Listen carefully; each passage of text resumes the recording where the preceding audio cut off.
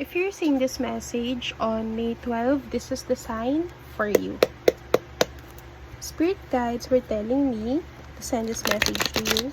Ano itong gustong sabihin sa'yo na magabay mo?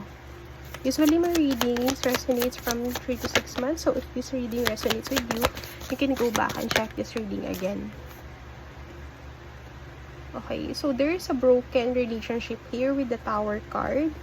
And you are expecting this person to communicate or to chase you.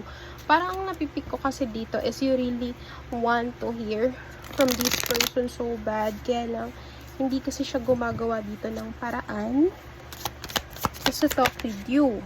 So, I can see here with the Two of Wands na naghihintay ka ng sagot or probably you wanted to know what's going on his mind right now.